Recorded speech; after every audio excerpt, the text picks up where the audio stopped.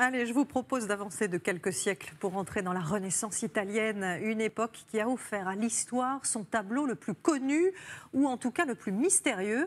La Joconde de Léonard de Vinci est de loin l'œuvre d'art la plus visitée au monde. Eh bien, une nouvelle technologie a permis d'en percer certains mystères. Corinne Magne, Bertrand Lachat et Emmanuel Copeau.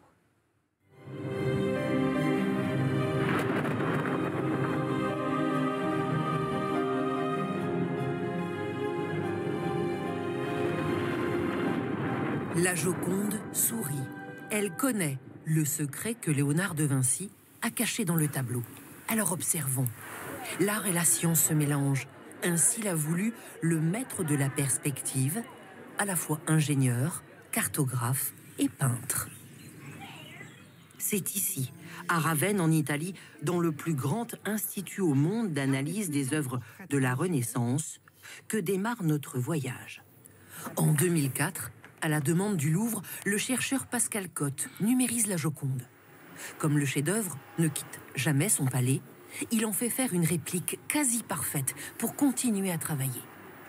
Et 18 ans plus tard, analyse après analyse, Mona Lisa finit par parler sous la caméra multispectrale inventée et conçue par le chercheur.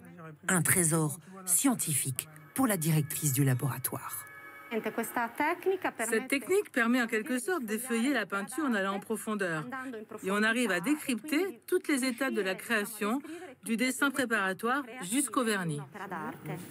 Le procédé révèle toutes les couches de peinture. On découvre alors 3 portraits successifs et un paysage inchangé qui va nous guider sur les traces du maître.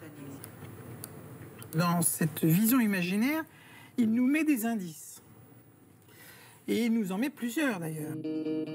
Et voilà qu'apparaît à gauche du tableau une tour. Où est-elle? Existe-t-elle? Pascal Cotte a la réponse. On voit qu'elle est dans un virage. On compte les virages et là, on n'a pas le choix.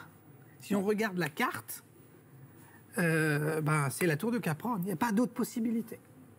À 250 km de là, entre Pise et Florence, la tour de Caprona est toujours debout.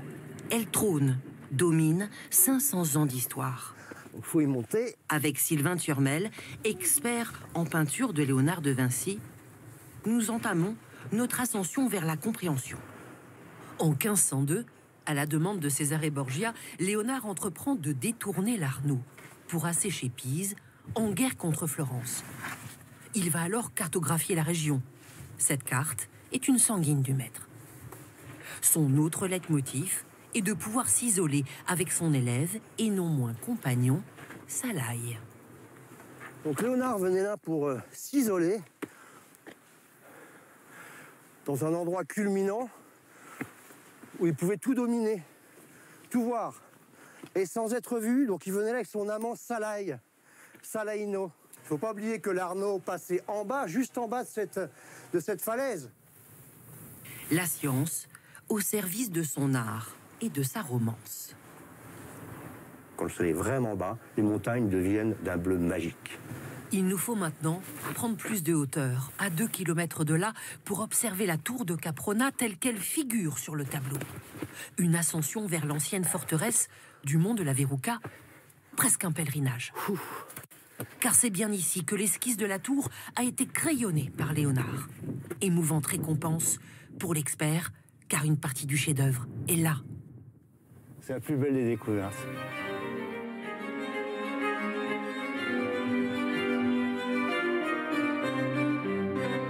Et incroyable, les découvertes de Sylvain Turmel s'enchaînent.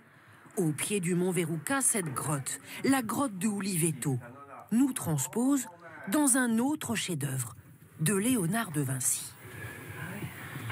Ce rocher, c'est la nonna. On appelle ça la nonna ici, donc la grand-mère.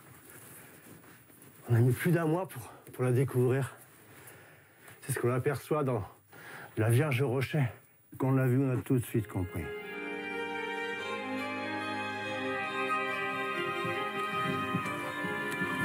Dans cette province, à l'ouest de Florence, l'esprit du génie universel est partout.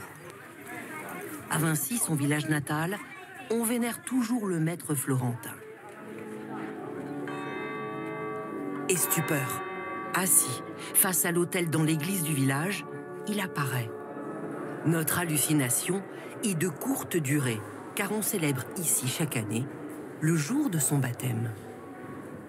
Ça, c'est la cuve baptismale où ils m'ont baptisé. Depuis, on baptise tous les enfants qui portent le nom de Leonardo dans ce baptistère. Car notre grand espoir, c'est d'avoir un autre génie.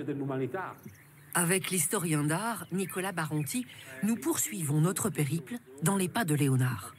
Nous voilà dans la banlieue de Vinci, à San Pantaleo, devant la maison et la chapelle où l'enfant illégitime a grandi seul avec sa mère adorée, Caterina.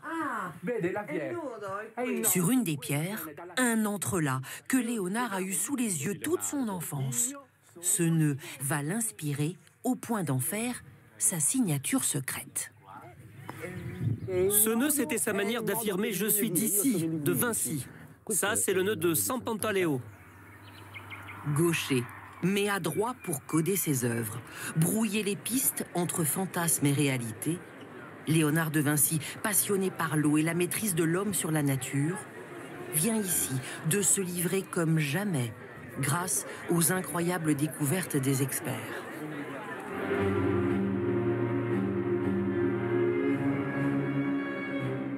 Reste que sous le sfumato de la Joconde et le modelage subtil en transparence de son visage, l'ambiguïté demeure. Peinte et repeinte à 3 reprises, doit-on y voir une mère idéalisée, une sage florentine ou la réminiscence d'un amour défendu? Ce sourire, qui a tant à nous dire, n'en finit plus de nous faire parler.